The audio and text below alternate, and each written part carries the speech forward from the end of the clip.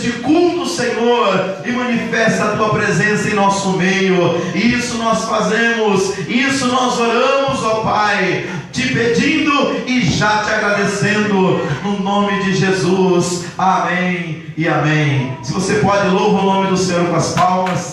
Eu te convido de pé ainda a adorarmos ao nome do nosso Deus. Pai do Senhor da igreja. Amém. Vamos louvar o Senhor nessa noite. Estamos felizes e alegres porque Deus está no nosso meio. Deus tem nos ajudado, Deus tem nos sustentado em suas mãos. Vamos cantar a mensagem da cruz. Glória a Deus. A igreja canta com alegria.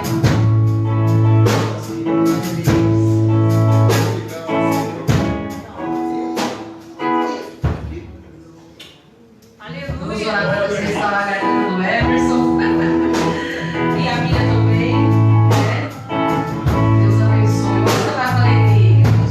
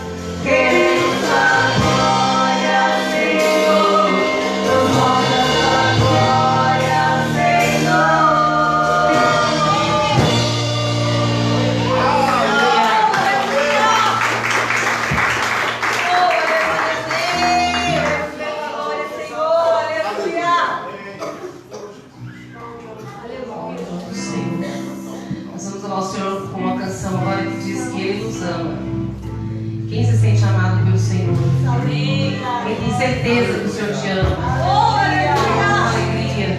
Não vamos perder tempo com ressentimento nessa canção. Porque nós sabemos que Ele nos ama. Então tudo perde valor diante do amor de Deus para conosco. Tudo fica, tem menos valor, não perde valor, mas tem menos valor. Porque o amor dele por nós, amém? Então vamos louvar o Senhor. Ciúme de mim.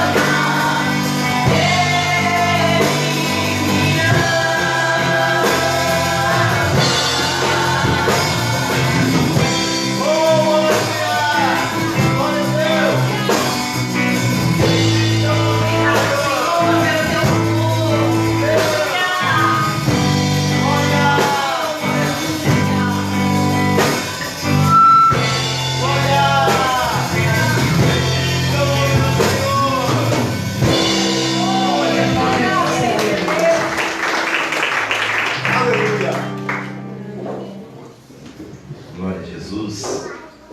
Quão grande amor o Senhor tem por nós, né, queridos? Por isso nós louvamos, por isso nós o adoramos nesta noite. Eu convido a igreja para que abram suas Bíblias no livro de Atos dos Apóstolos, no capítulo 2. Nós vamos ler a partir do versículo de número 14. Glória a Deus. Atos dos Apóstolos, capítulo de número 2, versículo de número 14. A minha Bíblia aqui diz: o discurso de Pedro no dia de Pentecostes.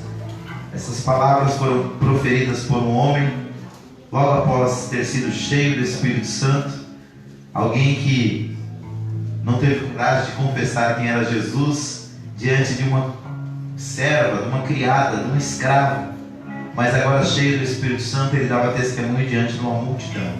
Como de costumes, vamos ler aí de forma alternada. Eu vou ler o versículo 14, a igreja o 15, e nós iremos lendo até o versículo de número 36, amém? Diz assim o versículo 14: Pedro, porém, pondo-se em pé com os 11, levantou a voz e disse-lhes: varões judeus e todos os que habitais em Jerusalém, seja-vos isto notório, e escutai as minhas palavras. A igreja.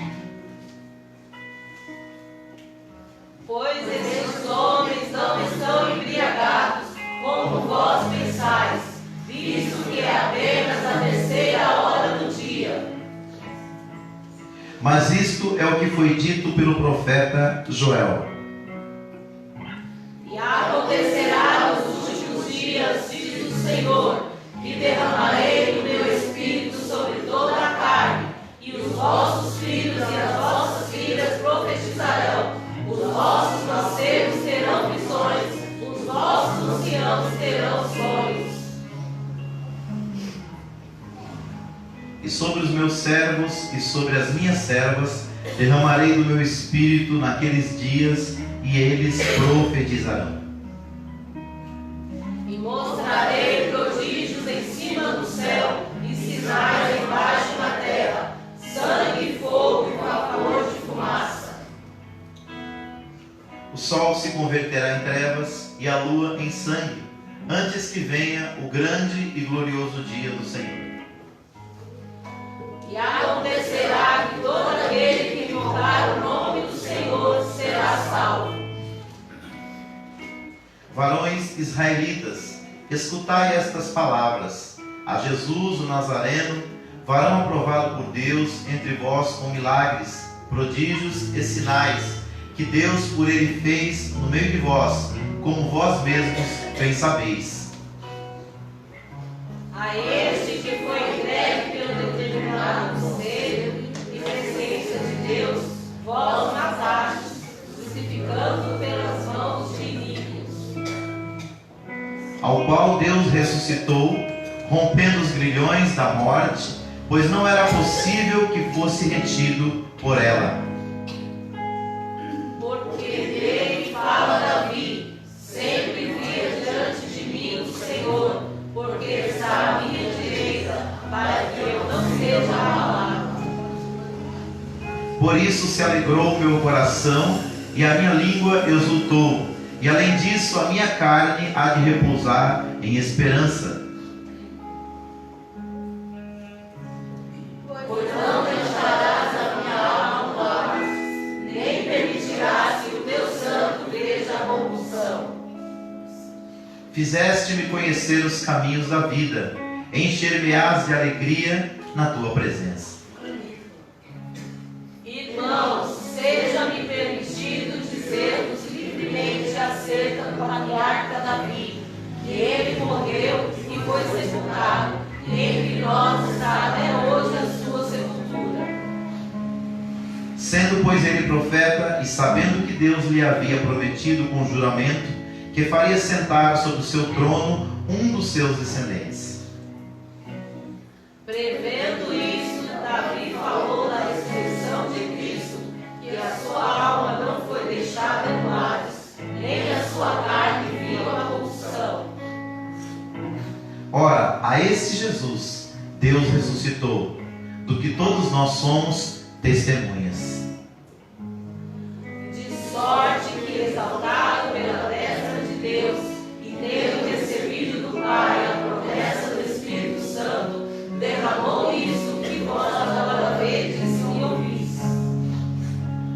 porque Davi não subiu aos céus, mas ele próprio declara: disse o Senhor ao meu Senhor: assenta-te à minha direita.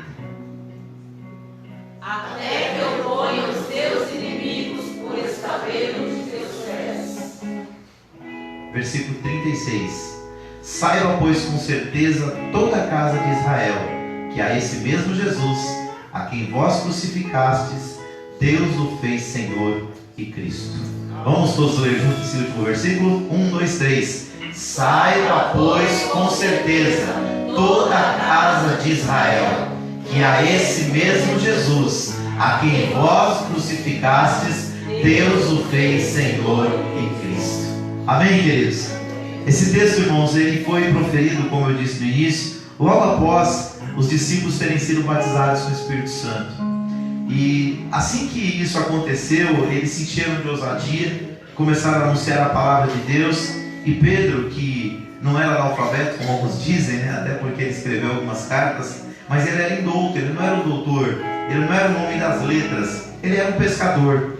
Mas, no entanto, ele profere uma mensagem tão clara, falando do que Jesus veio fazer, falando do seu ministério terreno, falando da sua morte, mas também enfatizando a sua ressurreição. E além disso, ele diz que Jesus está à destra do Pai, corroborando com outros textos da Bíblia que diz que ele está à destra do Pai, intercedendo por nós. Enquanto eu orava nesta noite, eu pude me lembrar da Bíblia, que diz que não há um justo sequer que só faça o bem, que nunca peque.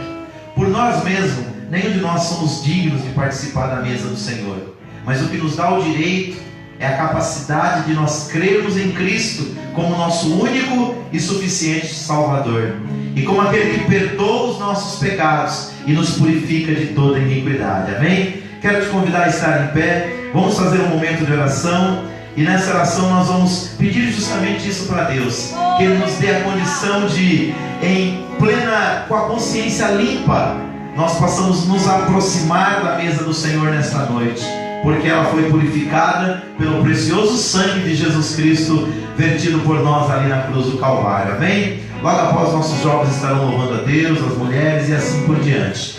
Querido Deus e Pai, nós queremos te agradecer, Senhor, porque sabemos que fomos comprados, ó Pai. A nossa salvação, a nossa redenção foi comprada, não com pedras preciosas, não com ouro, nem com prata, e nem com dinheiro nenhum deste mundo, Pai, mas com o precioso sangue de Jesus, que foi derramado ali na cruz do Calvário, Senhor. Vivemos uma época, Senhor, em que essa doutrina bíblica, tão salutar para a fé cristã, Senhor, tem sido atacada, que demonstra que nós somos pecadores, ó Pai, mas a Tua palavra enfatiza, Senhor querido, que todos pecaram e destituídos foram da glória de Deus, e que o salário do pecado é a morte, Senhor. Mas a Bíblia também enfatiza que a salvação, o dom gratuito para aquele que crê, está na pessoa bendita de Jesus. E é isso que nós viemos celebrar nesta noite, Pai,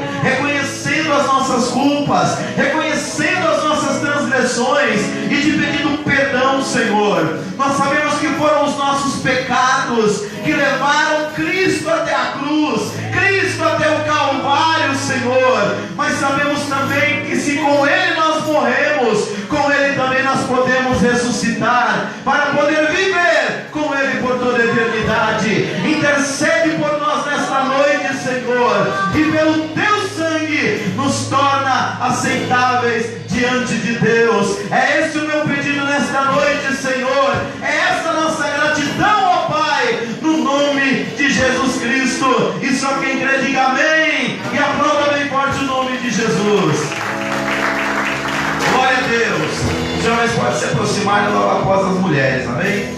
Sim, eu amo a mensagem da cruz. Até morrer eu a vou proclamar. Levarei eu também minha cruz.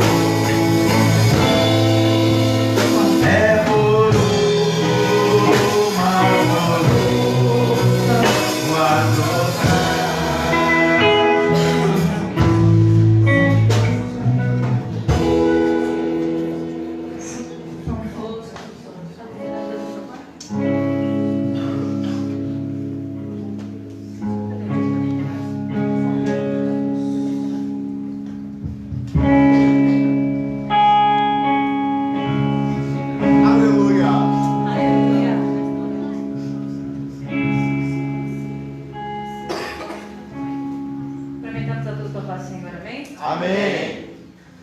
Aleluia.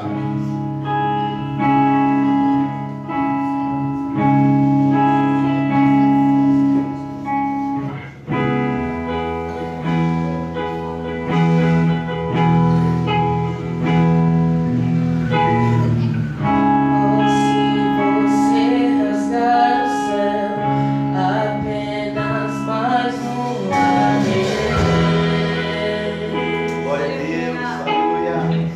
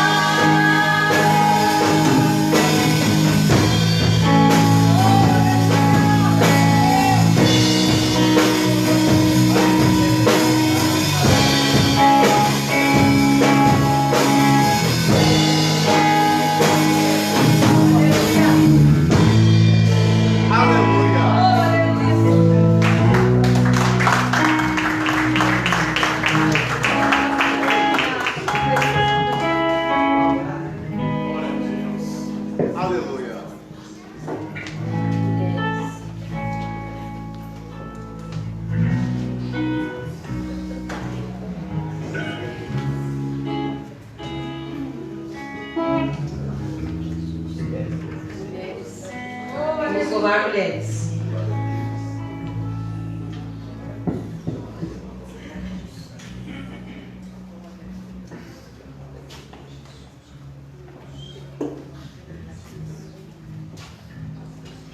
Aleluia.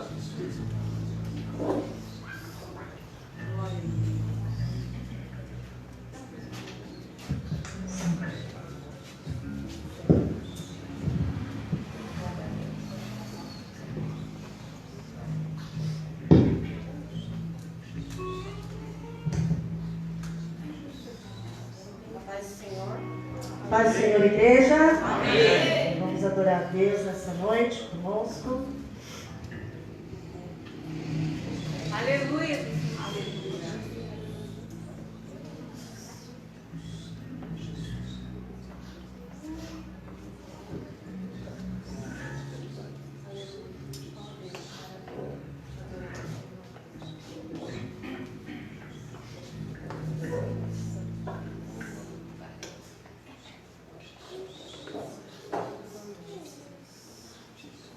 Oh, aleluia, Jesus. Maravilhoso, Deus.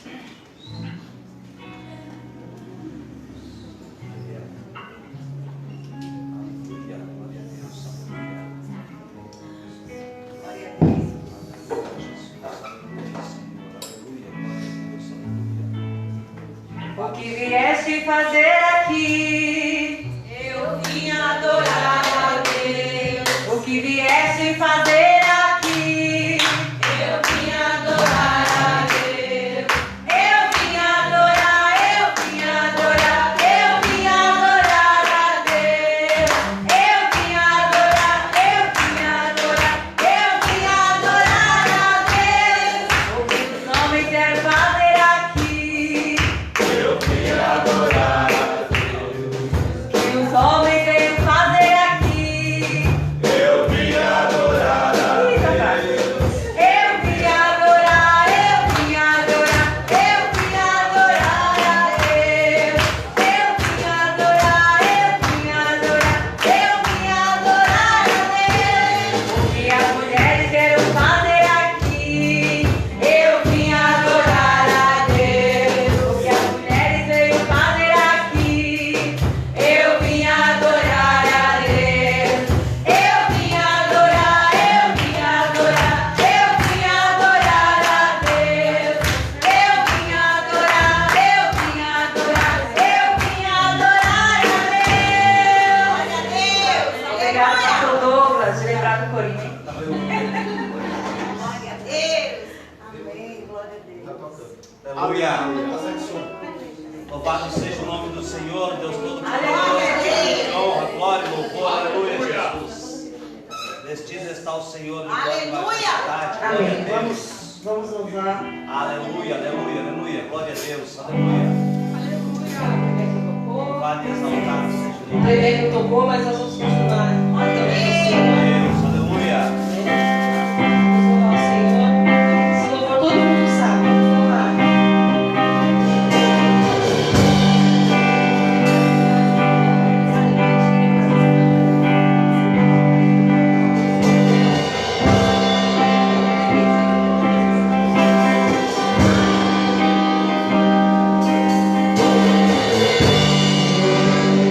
Deus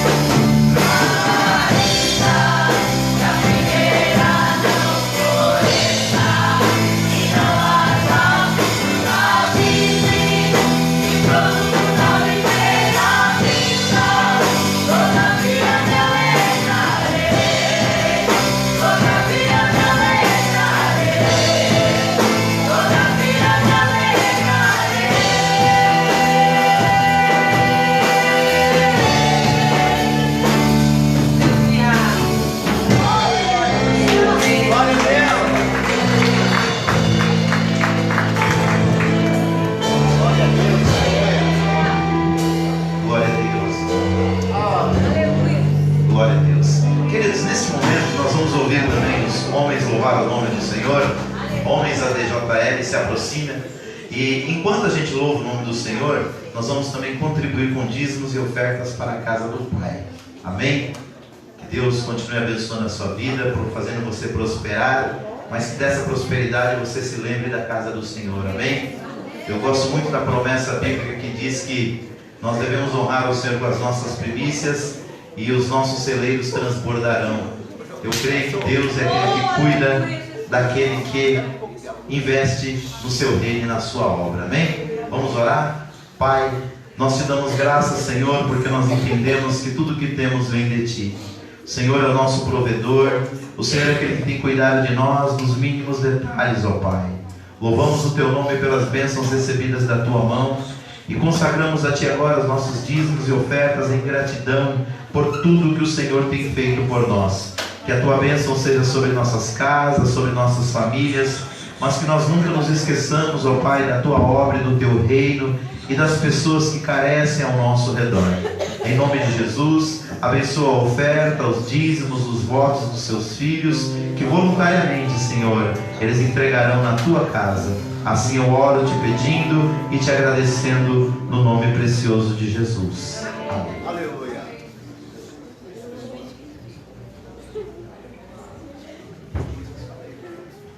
Saudamos a igreja com a paz do Senhor. Amém. Aleluia.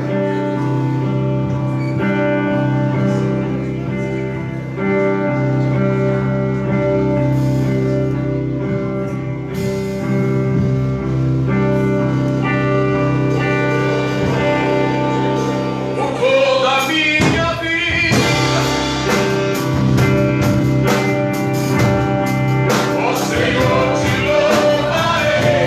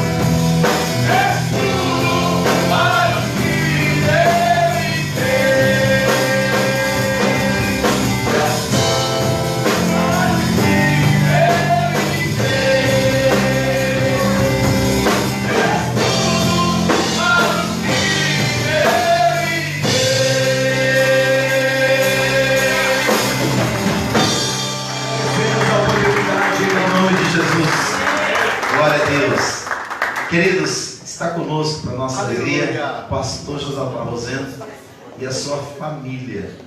Eu sempre chamo ela de Manju, mas eu quero falar o nome dela completo. Qual é o nome dela completo? Irmã Jússi. É bem pequenininho, não mudou muita coisa não. Irmã Jússi, fica de pé, por favor, e com um presente de Deus nos braços aí, ó. Hoje eu estou conhecendo a Maria Alice, glória a Deus. Irmãos, vamos saudá-los como bem-vindos? Sejam bem-vindos em nome de Jesus. Querido, vem cá. Pastor Josafá vai nos trazer nessa noite a palavra de Deus. Abre teu coração aí. Deus tem uma mensagem para você. Amém?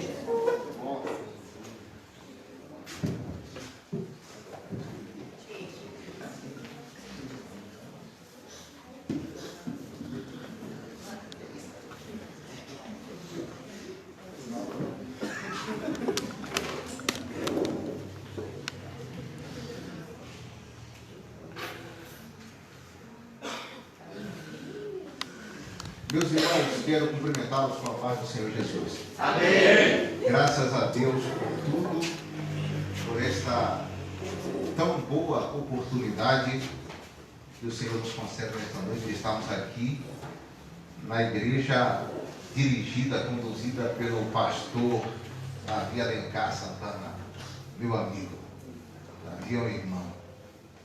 Eu aprendi e ainda hoje aprendo muita coisa com o pastor Davi. Inteligente, culto, ligeiro. É uma bênção de Deus. Que amigo, que amigo. E a pastora Denise, né? Que bênção que você é, que a sua família é, viu? Alguns estão aqui, outros estão algures, falando difícil, só em algum lugar, longe daqui. Saudade, saudade, né? Saudade e palavra triste, né? É bênção de Deus, né? A gente precisa ter coragem diante da vida, para quando as oportunidades aparecerem, a gente abraçar. Tenho orado por essa família e eu creio que essa igreja aqui tem feito isso e Deus tem abençoado ricamente. Quero meditar com os irmãos. Eu quero também falar da minha esposa, a irmã Jússi, que já foi citada aqui, e a Maria Alice, essa bênção que chegou no segundo tempo, na prorrogação. Na prorrogação. Pensei, vou viver assim meio que largado e tocar a vida, né? Aposentar e eu mesmo vou gastar o dinheiro. E aí Deus mandou a Maria Alice e eu tenho dividido a minha porção com ela. Essa é a bênção. Olha só, livro de Hebreus, capítulo 12, a partir do versículo 1. Eu vou ler aqui os versículos 1, 2 e 3.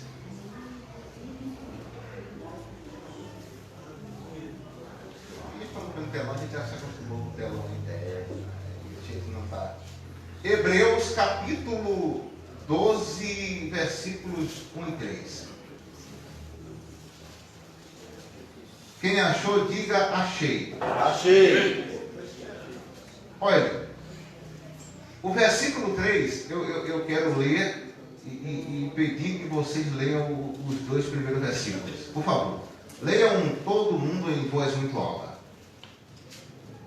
E está aqui, ó. Não, e a tempestade se acalma, não está em Novo Testamento. Eu já li a escritura algumas vezes, nunca li esse texto. A tempestade se acalma na voz, se bem que é inspirado.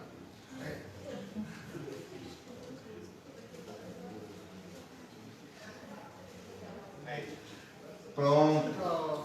Quero que vocês leiam todos em voz alta os dois primeiros versículos. Vamos lá? 1, 2, 3. Portanto, nós também, pois estamos rodeados de tão grande nuvem de testemunhas, deixemos todo o embaraço e o pecado que tão de perto nos rodeia, e corramos com perseverança a carreira que nos está proposta. Fala isso aí mais alto com ênfase, por favor. 1, 2, 3. Fitando os olhos em Jesus, autor e consumador da nossa fé, o qual, pelo gozo que lhe está proposto, suportou a cruz, desprezando a ignorância e está sentado à direita do trono de Deus. Amém. E aí o versículo 3 está escrito assim: pensem bem naquele que suportou tal oposição dos pecadores contra si mesmo, para que vocês não se cansem nem se desanimem. Isso é muito bom. Glória. É importante que o pregador peça para que no texto que merece uma ênfase se leia com ênfase. Porque em alguns momentos você ouve crente dizendo, olhando para Jesus. E aí não é olhando para Jesus. Quem olha para Jesus tem força. Então vejam só, queridos. Eu quero meditar com vocês acerca deste texto, principalmente o versículo de número 3. Por quê? Porque eu tenho ultimamente conversado com pessoas que estão vivendo uma situação limite. No limite da dor e do desespero. Principalmente neste momento pós-pandemia. E a gente não tem uma palavra para dizer diante de uma dor tão profunda e desesperadora. E a gente criou um protocolo para atender pessoas que estão numa situação assim. Qual que é o protocolo? Fazer 3 perguntas. Se a gente conseguir a resposta para elas, a gente dá uma boa condução ao caso. Qual que é a primeira pergunta a alguém que está no limite da dor e do desespero? O que podemos fazer? Neste caso, quais são as possibilidades? A segunda pergunta é: que ferramenta usar? Qual que é a ferramenta mais certeira aqui? Mais apropriada? A terceira questão é: alguém já conseguiu sair, superar, vivendo uma situação muito parecida com esta? E aí a gente recorre à literatura para ver os casos, e a gente vai encontrar um ou outro indivíduo que enfrentou uma situação parecida e conseguiu. A literatura está cheia dessas coisas. Os testemunhos pessoais nas igrejas também. Por que eu começo a minha pregação assim? Porque a carta aos Hebreus, escrita por um anônimo, é uma tentativa desesperada do escritor de responder essas 3 perguntas a uma igreja que está vivendo uma situação limite. Como assim uma igreja que está vivendo uma situação limite? São hebreus convertidos à fé cristã, e eles estão espalhados pela região ali da Palestina, e estão sofrendo todo tipo de ataque, primeiramente do Império Romano, e segundo, dos seus próprios irmãos judeus, que não podiam aceitar de forma alguma que judeus se convertessem à fé cristã. Hoje a gente pode mudar de religião a qualquer momento. É permitido. E a recomendação é que se respeite a decisão que cada um toma. Na época, não. Na época, a religião se confundia com a própria nacionalidade. Religião era coisa de família. Aquele ditado que diz: nasci católico, vou morrer católico, e a minha família é católica e vai continuar católica. Então, romper com a religião dos pais, e mais que isso, romper com a religião da sua própria nação, era uma coisa absurda. E o indivíduo que se propusesse a tal seria perseguido e discriminado de forma tal que dificilmente suportaria. E aí começava a recuar. Os crentes hebreus estavam recuando no seu propósito por causa da perseguição romana e da perseguição dos próprios judeus, que não aceitavam a mudança do judaísmo para a seita cristã, que inicialmente era considerado como uma seita. Então assim, estavam vivendo uma situação no limite da dor e do desespero. E este escritor vai escrever esta carta para confortá-los. a partir de 3 questões que acabei de citar para vocês. Primeira questão: o que fazer diante de uma situação tão premente, tão desesperadora? Então ele responde a primeira questão em Hebreus capítulo 10, versículo 36. Tem um texto muito interessante que diz assim, ó: porque necessitais de paciência, para que depois de haverdes feito a vontade de Deus, possais alcançar a promessa. Porque ainda há um pouquinho de tempo, e o que há de vir virá, e não tardará. Mas o justo viverá pela fé. E se ele recusar ou recuar, a minha alma não tem prazer nele. Nós, porém, não somos daqueles que se retiram para a perdição, mas daqueles que creem para a conservação da alma. Então, a primeira recomendação é ter paciência, esperar no Senhor. E por que esperar no Senhor? Porque para tudo existe um tempo determinado dentro do propósito e do desígnio de Deus. A história não acontece alheiamente ou aleatoriamente. Deus está no controle da história. Lembram Jeremias descendo para a casa do oleiro? Lembram? Israel estava sendo bombardeado de todos os lados. Judá também. Jeremias desce à casa do oleiro com um questionamento muito interessante. Deus ainda é Deus Todo-Poderoso? Deus ainda tem condição de sustentar a nossa causa? E enquanto observa o oleiro trabalhando com barro sobre as rodas, Deus dá uma mensagem poderosa a Jeremias para dizer que ele é o grande oleiro, primeiramente de Israel e também das nações. Deus tem o controle das coisas nas suas mãos, o controle da história, o controle da minha vida e da sua vida, e Ele tem um tempo determinado para trabalhar e cumprir o seu propósito e o seu desígnio na vida da gente. Esperar em Deus por quê? Porque desde a antiguidade nunca se viu, nem com o ouvido se percebeu um Deus além do nosso, que trabalha para aquele que nele espera. E o salmista disse: esperei com paciência no Senhor. Ele ouviu a minha oração, Ele me atendeu, Ele ouviu o meu clamor e me deu resposta. O Escritor está dizendo: vale a pena esperar em Deus, num tempo certo Ele virá com providência. Quem está entendendo o que eu estou pregando, diz amém. Amém. A segunda questão importante, pessoal: que ferramenta usar? Não, tem uma coisa que é bem importante, né? Além de esperar em Deus, é legal porque enquanto você espera, você exercita a sua fé. Deus só usa pessoas preparadas. Eu vi isso uma vez e guardei. Crente precisa ter experiência com Deus. E quando Deus prova a gente, não prova a gente para nos destruir ou nos fazer sucumbir. Deus prova para que nós tenhamos musculatura experiencial. Para que a gente tenha estreiteza com o seu espírito. Para que a gente possa crescer na fé que uma vez foi dada aos santos. Então, tenha paciência e exercite a sua fé. Segunda questão.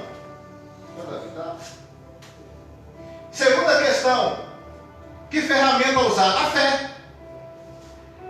Não tem nada a que um crente possa recorrer no momento de dor, de luta, de tribulação, de desespero, que não seja a fé que uma vez foi dada a ele.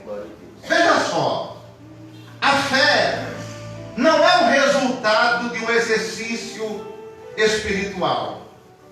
A fé não é o resultado de leituras constantes das Escrituras. A fé não é o resultado da escola dominical. A fé não é o resultado de uma formação teológica. A fé é um presente de Deus. A fé é uma semente que o Espírito Santo fez brotar no nosso coração em algum momento da nossa vida. Como que aconteceu a sua conversão? Você nem pensava em ser crente. Você nem imaginava que um dia seria obreiro. Você nem imaginava que um dia cantaria aqui no conjunto das irmãs. Você nem imaginava que um dia seria pastor.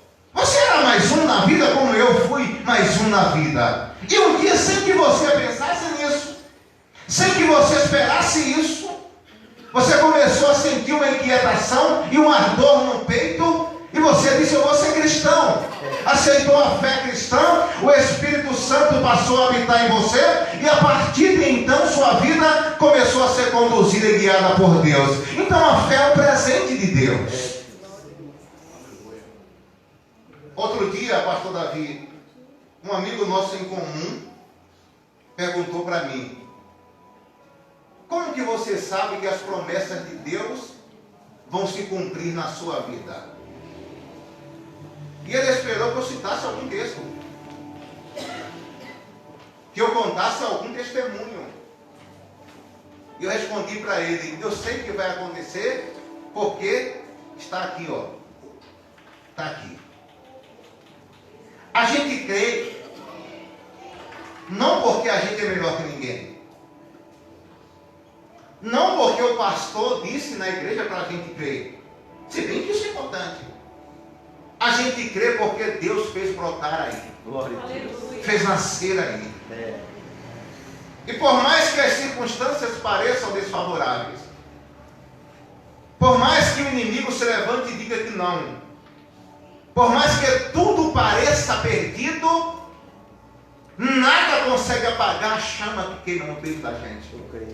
Tem uma coisa dizendo lá na profundeza da alma: foi Deus quem chamou, foi Deus quem prometeu, é Deus quem está conduzindo, e aquele que começou a boa obra a aperfeiçoará. Aleluia. Até o dia da sua vinda. Sim, Senhor. Glória a Deus. Por que isso não morre em você? Já se perguntou? Já passou por tantos altos e baixos na vida? Houve momentos na vida em que você pensou: eu não vou dar conta. Houve momento na vida em que você até questionou: será que é Deus mesmo? Será que é isso mesmo? E você pensou até que ia abandonar o caminho, e você está aqui. Como que você chegou aqui? É porque quem é nascido de Deus vence. Glória a Deus.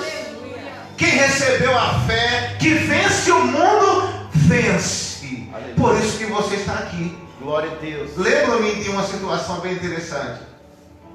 Eu estava enfrentando um momento limite na vida, mas muita dor, prova, desespero. Eu pensei: dessa vez não vou dar conta. Aí eu estava vindo, eu trabalhava à noite, e eu estava subindo Afonso Sertão, pastor, de manhã cedo, cabisbaixo, um peso enorme sobre os ombros. Passei de frente a um salão de cabeleireiro, e ouvi alguém gritar lá de dentro: Josafá! Aí eu parei e olhei de onde vinha o grito. De lá de dentro mesmo ele gritou: todo aquele que é nascido de Deus vence. Aleluia. E veio se aproximando de mim. Se aproximou de mim, colocou a mão no meu ombro quando eu percebi quem era, e disse: veja só, Josafá, o evangelista não disse pode ser que vença. Ele não disse tomara vença. Ele não disse quem sabe oxalá vença. Ele foi taxativo: vence. Glória a Deus. E terminou dizendo: esta é a vitória que vence o mundo, a nossa fé. Glória a Deus. Meu querido, você não está aqui porque você é bonito, porque você é inteligente, porque você tomou a decisão correta, porque você tem o dom da perseverança. Não, senhor. Você está aqui porque você foi chamado por Deus. Glória a Deus. Você foi perdoado por Deus. Sim, Senhor. Você foi agraciado por Deus. Aleluia. Você foi potencializado por Deus. o Espírito Santo habita em você. E você recebeu o dom ou a ferramenta mais poderosa que existe para vencer as tribulações e as intempéries da vida. E que ferramenta é esta, Josafá? O dom da fé. Glória! Aleluia!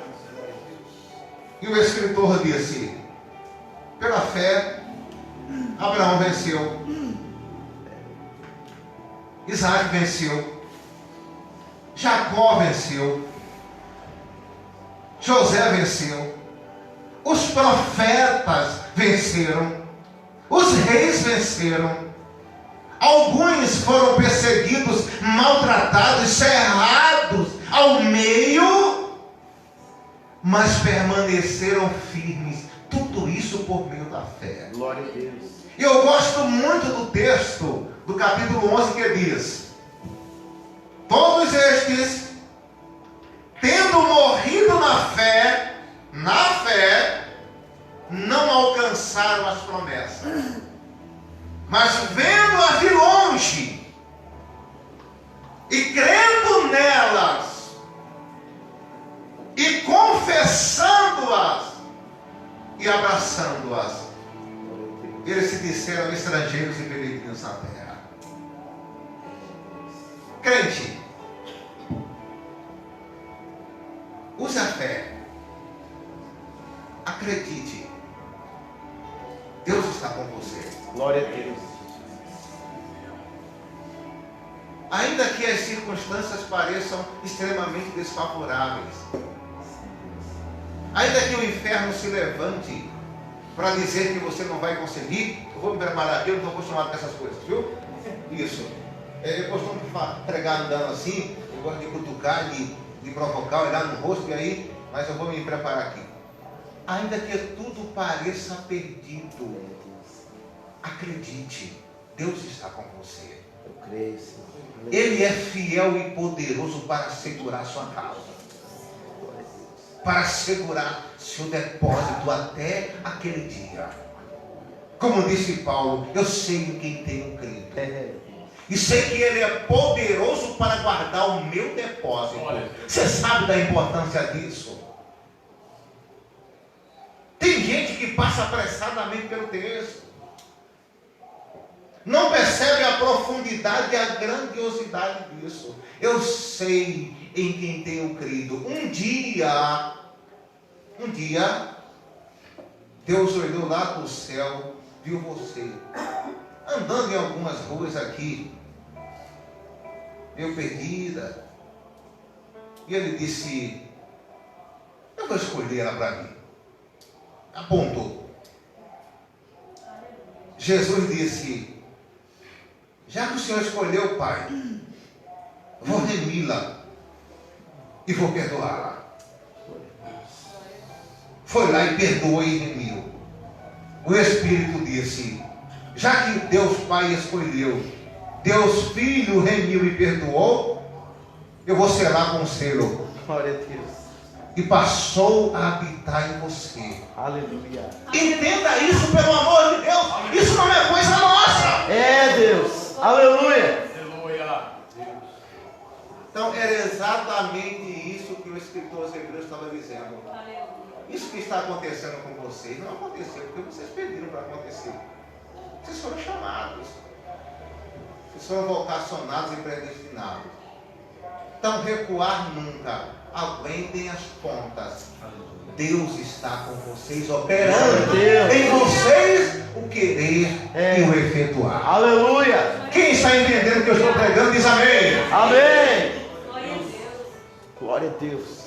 E aí tem uma coisa boa, né? É que o apóstolo Paulo, ele considera estes vocacionados da fé como maratonistas. E o escritor aos Hebreus também. Neste mesmo capítulo 12, correr com paciência a carreira que se está proposta. E correr com paciência olhando para Jesus, porque nós estamos cercados de uma grande nuvem de testemunhas. E que nuvem de testemunhas testemunhas é esta? No início da fé, eu pensei que era o mundo olhando para mim, me julgando. Até que eu fui na escola dominical e vi os professores como pastor da vida nova. Disse, não tem nada a ver com o mundo, tem a ver com os heróis da fé, cujo testemunho está nos assistindo. E qual que é a sacada aqui? A sacada aqui, imagine você correndo a São Silvestre. Quem já correu aqui? Tem alguém que já correu São Silvestre? Eu estou com vontade de correr aquele negócio, mas falta um pouco de coragem. Ore para que Deus me dê disposição. Irmão, qual que é o ponto lá mais difícil de subir, sabe? É na chegada, a subida da brincadeira. Meu Deus, ali deve ser difícil demais. Já desanimei, já desisti. Quando você termina de subir, você já chega na curva da vitória. Ali é o ponto crucial, né? Pronto, tá ali. Só em falar em subir a brincadeira já desisti. Não dá não. Correndo. Então, qual que é a ideia aqui? A ideia é que o irmão Carlos está na São Silvestre e está pegando a brincadeira do Luiz Antônio. E aí o coração começou a acelerar, o fôlego começou a faltar, e a voz lá dentro disse, não vai dar, Carlos, não vai dar. Não vai dar. Dá uma paradinha aí, você não vai aguentar. É como um crente correndo a carreira cristã, subindo a brincadeira Luiz Antônio em direção ao céu. Não que a Paulista seja um céu, mas é isso.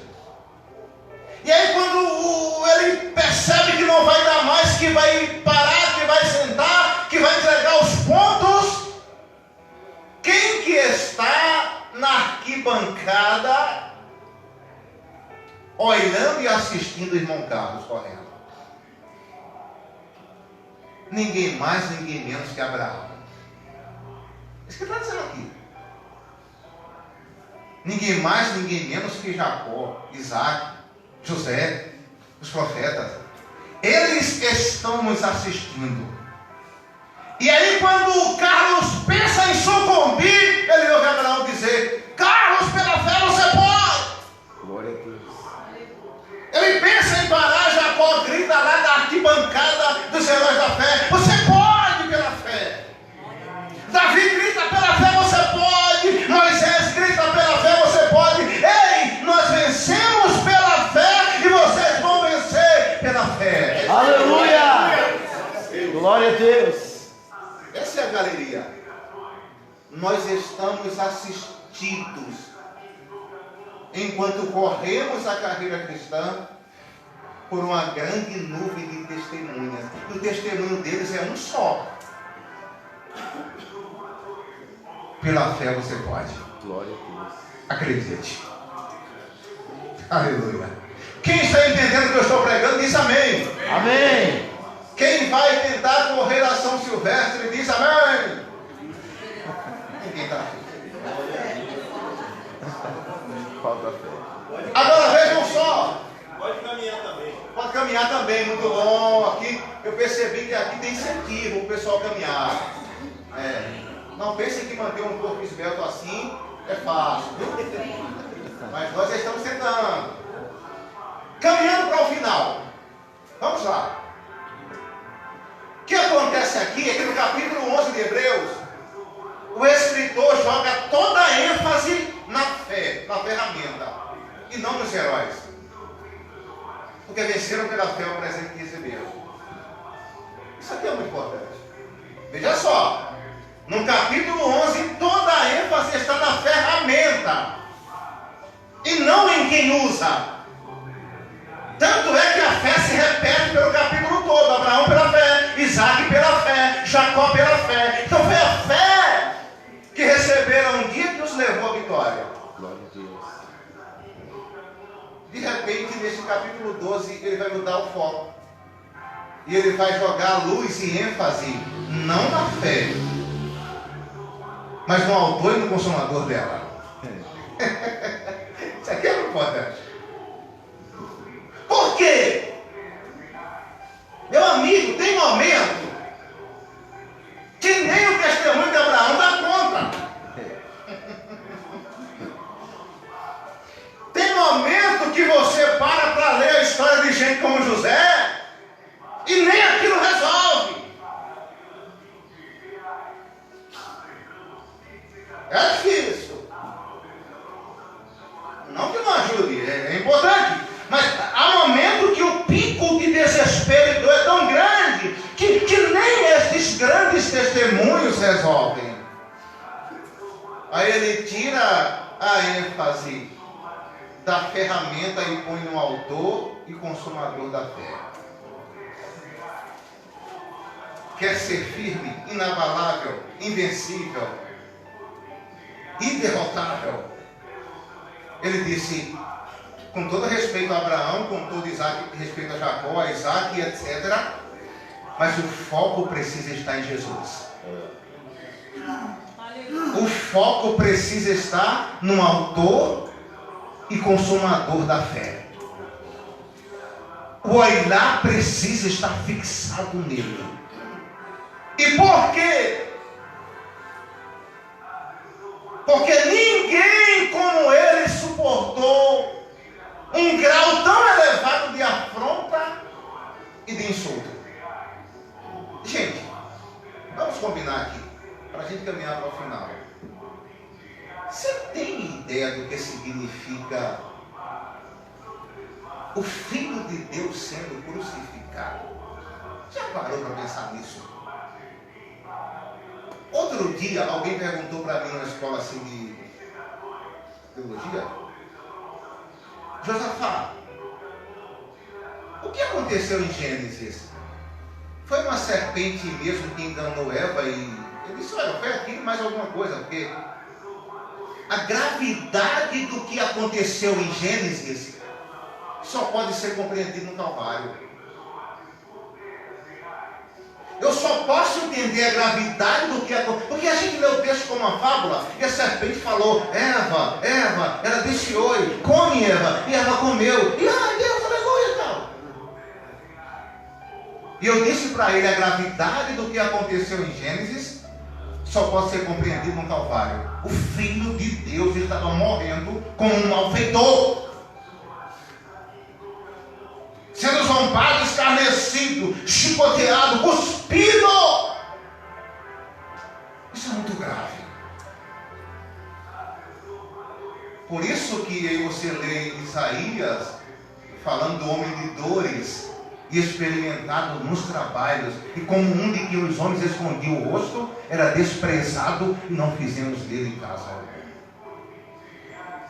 O escritor está lançando luz sobre tudo isso aí. Ninguém na história da galeria da fé suportou as afrontas, os insultos e as tribulações que ele enfrentou. E ele permaneceu firme. O escritor está dizendo, olhem para ele. Se não, vejamos. Jesus. Considerem este aqui, autor e consumador da fé. O homem que bateu todos os recordes. Não tem para ninguém. E ele disse, considerem para que vocês não se cansem, não desanimem na fé de vocês. Quem era? Meu irmão, presta atenção. A gente está precisando voltar a ler Jesus. Pelo menos os evangelhos. Quando nasceu, começou a perseguição pelo rei Herodes. Depois Satanás não deu trégua para ele. Os líderes religiosos da época, os mais poderosos, fariseus, saduceus, etc., não deram descanso para Jesus. Ele foi desprezado e insultado pela sua própria família, quando disseram, sai daqui. Seus irmãos disseram, que temos nós contigo? Sai daqui de nosso meio. Os incrédulos o afrontaram. A opinião popular se levantou contra ele. A tradição judaica se levantou contra Jesus. questionaram sua doutrina, o acusaram de endemoniado, beberrão de vinho e de cachaça. Finalmente o trocaram por um malfeitor. Parece muito bom. Parece muito uma história recente do Brasil, né? É impressionante. Vítima de toda sorte de preconceito. Houve um momento em que a multidão enlouquecida gritou: solta-nos Barrabás! Crucifiquem este Jesus! O homem que só fez o bem. Normalmente, quando a gente faz uma grande obra, a gente espera reconhecimento, né? Que alguém fale por nós em algum momento. A multidão unanimemente gritou: crucifiquem este malfeitor, este homem. Foi crucificado entre dois ladrões e não tinha um sepulcro. Finalmente, ele nasceu e morreu em um vilarejo humilde, filho de uma camponesa. Cresceu em outro vilarejo humilde, onde trabalhou em uma carpintaria até fazer 30 anos. Depois disso, passou 3 anos como pregador itinerante. Lembra da itinerância, Davi? Nunca escreveu um livro. Nunca dirigiu um escritório. Nunca teve família nem casa própria. Não frequentou a faculdade. Nunca viajou para lugares distantes. Não realizou nada que pudesse ter sido relacionado à grandeza. Não teve nenhuma credencial a não ser a sua presença. Tinha apenas 33 anos quando a opinião se voltou contra ele. Seus amigos o abandonaram. Ele foi entregue a seus inimigos e sofreu a humilhação de passar por um interrogatório. Foi pregado na cruz entre 2 ladrões. Quando estava morrendo, seus executores repartiram entre si a sua roupa, a única coisa que ele possuía na terra. Quando morreu, foi enterrado em uma sepultura emprestada, graças à piedade de um amigo. Decorridos 19 ou 20 séculos, ele continua sendo a personagem principal da história humana e o líder do progresso da humanidade.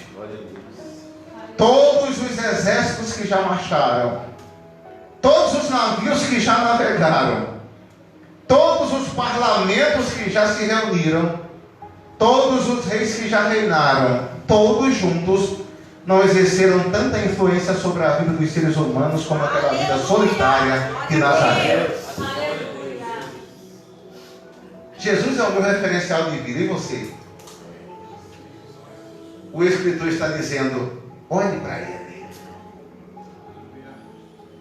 Quem olha para Jesus não se engana, não desanima, não desiste, não entrega aos pontos, não sai por aí lamentando e se queixando da sorte.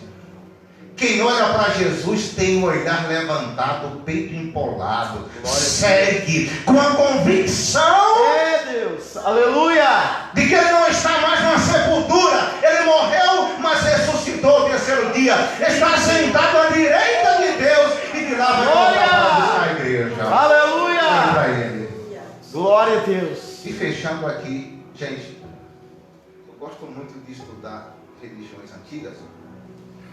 Tem uma religião bem interessante que tem mais a ver com filosofia, chama-se taoísmo. Taoísmo vem de Tao, e Tao significa o caminho.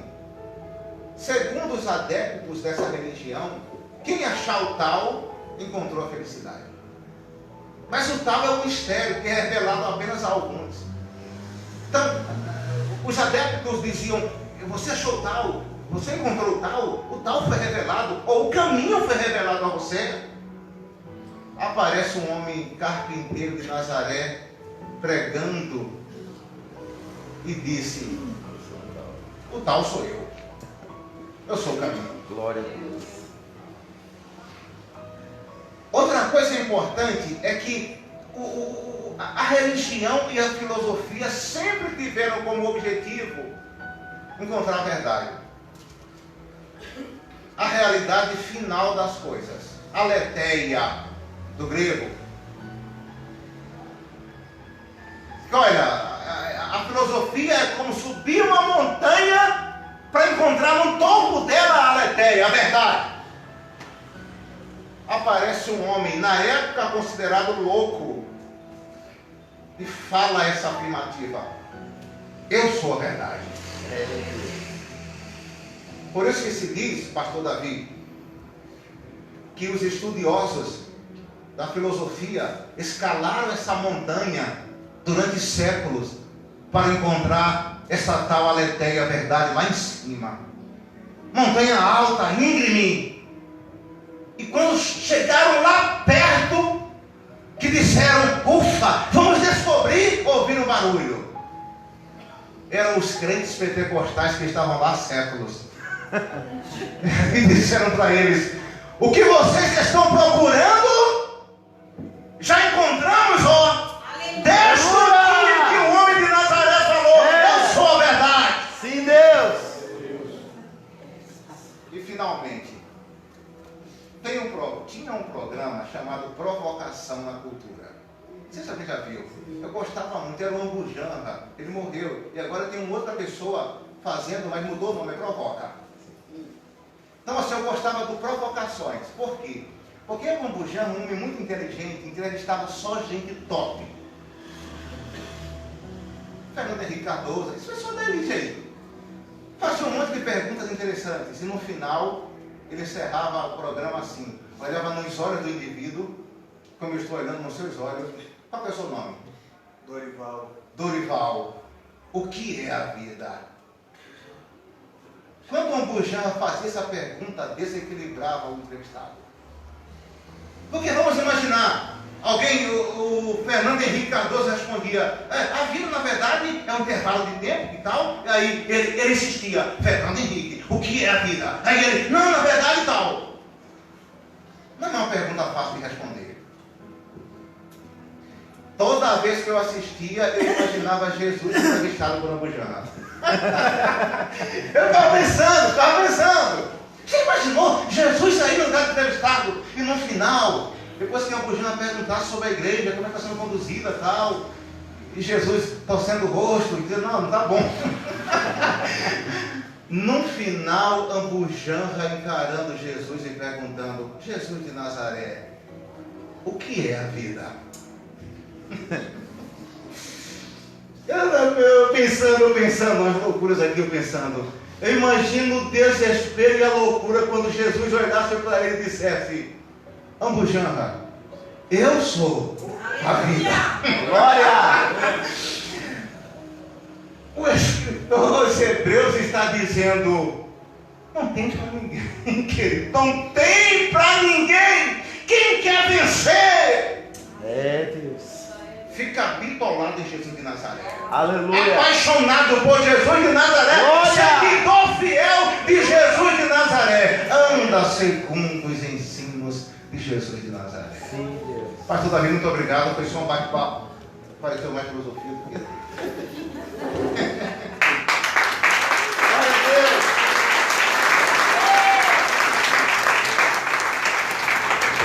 Glória a Deus. Tem um cara na televisão aí que ele disse que quem sabe faz ao vivo, né? Irmão, vamos de pé, vamos orar ao Senhor. Glória a Deus.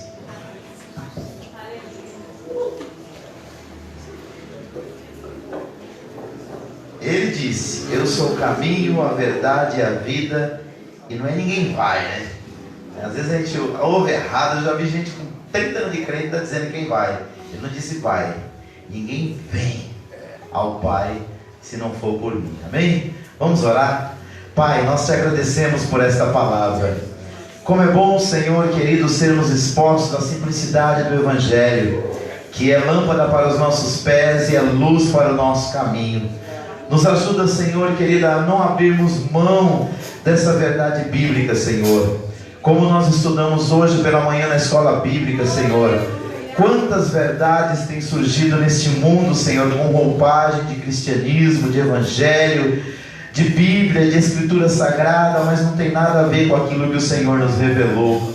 Nos ajuda, Senhor, como igreja, como indivíduos, como família, nos prendermos, Senhor, à simplicidade do evangelho, que nos levará um dia ao Senhor. Assim nós oramos, pedindo que o Senhor continue usando o seu Filho cada vez mais e mais. Que a bênção do Senhor esteja sobre a vida do pastor Josafá e de toda a sua casa e família, Senhor. Assim nós oramos, Pai, te agradecendo no nome de Jesus. Amém. Queridos, pode sentar em nome de Jesus? Eu peço que você abra sua Bíblia na primeira carta de Paulo aos Coríntios, capítulo 11, versículo 23. Vem cá, pastor Douglas, lê esse texto com a igreja em nome de Jesus. E a partir desse momento nós entramos no ato da Santa Ceia. Amém? Querido, que você nunca perca a sua fé. Eu gosto muito do hino do cantor Adilson Rossi, que ele diz: você pode perder tudo na vida, se você não perdeu a fé, você não perdeu nada, né? Porque às vezes a gente se prende a tanta coisa e esquece do principal, a fé em Jesus. Porque quando você for daqui, quando você partir dessa para uma melhor, você pode ter certeza, a única coisa que você vai levar é a sua fé. Amém? Deus abençoe. Santo irmão, que deixa com a paz do Senhor. Amém. Deus é bom. Deus é bom. Deus é bom. Independente de nós, independente da nossa crença, de nós acreditarmos ou não, Ele é bom. E só Deus é bom, é atributo dele, é um dom dele, e só Deus é bom na minha e na tua vida. Amém? Por isso que nós estamos aqui, pela bondade, por esse presente recebido do Senhor. Nós vamos fazer a leitura da ceia do Senhor em 1 Coríntios 11, 23. Você que já pode abrir a tua Bíblia, eu vou ler aqui, e aqui está bem atualizado, e algumas Bíblias mais antigas, igual a minha, o texto diferencia um pouco. Vocês prefeririam ler lá, mas eu vou ler aqui e os irmãos acompanhem. Amém? Deus abençoe. Diz assim a palavra do Senhor: porque eu recebi do Senhor o que eu também vos ensinei, que o Senhor Jesus, na noite que foi traído, tomou o pão e, tendo dado graças, o partiu e disse: tomai e comei, isto é o meu corpo, que é partido por vós. Fazei isto em memória de mim. Semelhantemente também, depois de cear, tomou o cálice, dizendo: este é o novo testamento no meu sangue. Fazei isto todas as vezes que beberdes em memória de mim. Porque todas as vezes que comerdes este pão e beberdes este cálice, anunciai a morte do Senhor até que venha. Portanto, qualquer que comer este pão ou beber o cálice do Senhor indignamente será culpado do corpo e do sangue de Jesus. Examine-se, pois, o homem a si mesmo, e assim coma deste pão e beba este cálice. Porque o que come e bebe indignamente, come e bebe para a sua própria condenação, não discernindo o corpo do Senhor. Por causa disso, há entre vós muitos fracos e doentes, e muitos que dormem. Porque se nós nos julgássemos a nós mesmos, não seríamos julgados. Mas quando somos julgados, somos repreendidos pelo Senhor, para que não sermos condenados com o mundo. Portanto, meus irmãos, quando vós ajuntais para comer, esperai uns pelos outros. Mas se algum tiver fome, coma em casa, para que não vos ajunteis para a condenação. Quanto às demais coisas, ordená-los-ei quando for ter convosco. Amém? Glória a Deus. Aleluia, Jesus. Glória a Jesus. Queridos, fiquem de pé em nome de Jesus. Quero convidar aqui a banda Sementes para louvar Deus com louvor, enquanto a gente reparte os elementos da ceia. Amém? Glória a Deus. Pastor Marcelo, por gentileza, nos ajude aqui na oração. Queridos, nós vamos apresentar os dois elementos para nós ganharmos tempo, tá bom? Os nossos diáconos aí já se aproximam para nos ajudar a repartir o cálice, o pão. Glória a Deus.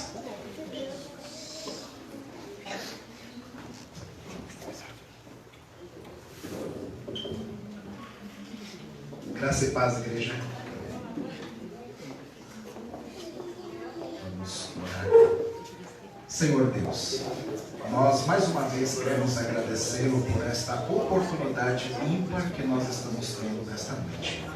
De mais uma vez nós cercarmos a mesa do Senhor. Nós neste momento apresentamos e consagramos este suco de uva que simboliza o sangue de Jesus que foi derramado por nós na cruz do Calvário. Também consagramos este pão que é símbolo do corpo que foi moído, castigado, surrado em nosso lugar. Que o Senhor possa abençoar a vida da tua igreja e dos teus filhos. Que nós possamos, ao participar, Senhor, nesta noite, mais uma vez, desta ceia, deste ato memorial, que nós possamos mais uma vez nos conscientizarmos de tão grande presente que o Senhor nos entregou. Que o Senhor possa continuar ajudando e sustentando a tua igreja. E que nós possamos, ó Pai, nesta noite nos conscientizarmos do compromisso que temos com o Senhor, de anunciarmos as tuas verdades, de pregarmos a tua palavra e de anunciarmos ao mundo que Jesus veio, morreu em nosso lugar, mas ao terceiro dia ressuscitou e se encontra à destra do Deus Pai, aguardando um momento propício para buscar um povo seu, lavado e remido no teu sangue tão precioso.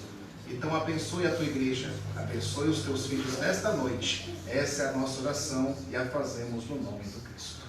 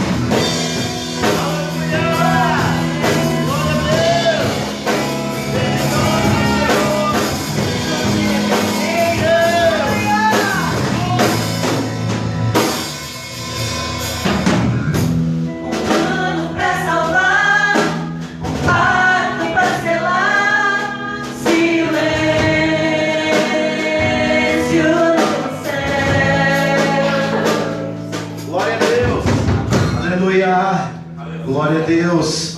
Jesus, irmãos, Ele é o plano perfeito. Jesus, Ele é aquele que entregou a sua vida dentro de um propósito de Deus. Esses dias eu li uma obra de um espanhol e ele, quando eu terminei de ler, eu dei até risada, porque quando eu li, ele foi me apresentado como um grande estudioso da Bíblia. E no final ele dizia que a morte de Jesus não era a sua missão, foi um acaso, né? Eu falei, meu Deus, quanta ignorância espiritual, né? E hoje pela manhã nós falamos sobre isso na escola bíblica, né? Que hoje a neortodoxia teológica, ela tenta desvirtuar a doutrina do pecado, dizendo que o homem não nasce pecador. Por quê, irmãos? Se nós quebrarmos este pilar da fé cristã, nós quebramos todos os outros. Porque se o homem não nasce pecador, e ele não carrega sobre si uma sentença de iniquidade, para que Jesus viria? Então aí qualquer tipo de doutrina exótica, cristã, religiosa, faz sentido.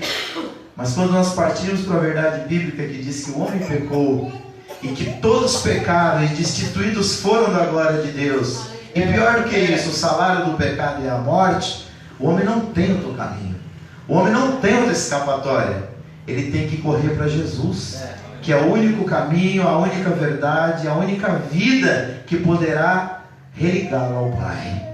Então, irmãos, aconteça o que acontecer, nunca pare de ver a Bíblia como a palavra de Deus, porque quando você desconsidera a Bíblia como palavra de Deus, ele se torna apenas mais um livro religioso que não tem poder para te salvar. Então, a Bíblia diz, ela afirma, e nós cremos que assim é, que não há outro nome dado entre os homens pelo qual nós devemos ser salvos. Ele é a porta, ele é a porta pela qual aquele que passa salvar-se-á. Amém? Glória a Deus. Todos já têm o pão? Queridos, este pão, ele representa o corpo de Jesus Cristo que foi dado por nós. E a ideia de comer esse pedacinho de pão e tomar esse cálice não é uma ideia nossa. Jesus, após ter participado da última Páscoa com os discípulos, eu reafirmo isso toda Santa Ceia, porque a Bíblia assim o diz, ele instituiu a ceia. E ele fez uma promessa. Ele disse que não participaria mais da ceia até que nós participássemos com ele no seu reino. E é nessa esperança que nós estamos fundamentados. Aleluia. Amém? Você que já fez o exame da sua consciência, que já reconhece que só Jesus pode perdoar os seus pecados e que já confessou ele as suas iniquidades, nos méritos de Cristo e em memória dele, você pode participar do pão neste momento, em nome do Senhor Jesus.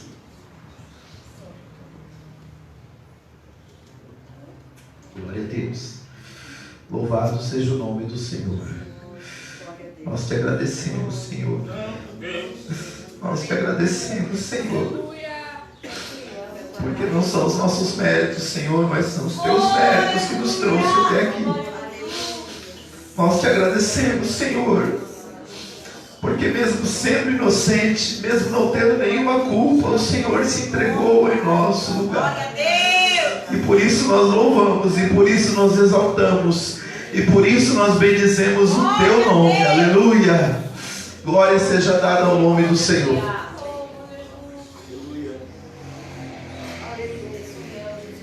Todos têm o cálice? Todos têm o cálice. Glória a Deus. Esse cálice, irmãos, ele representa o sangue de Jesus que foi derramado por nós ali na cruz do Calvário.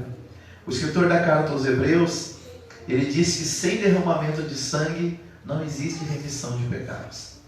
No Antigo Testamento, antes de Jesus se apresentar como Cordeiro de Deus, os animais morriam no lugar do homem, mas eles não perdoavam os pecados dos homens.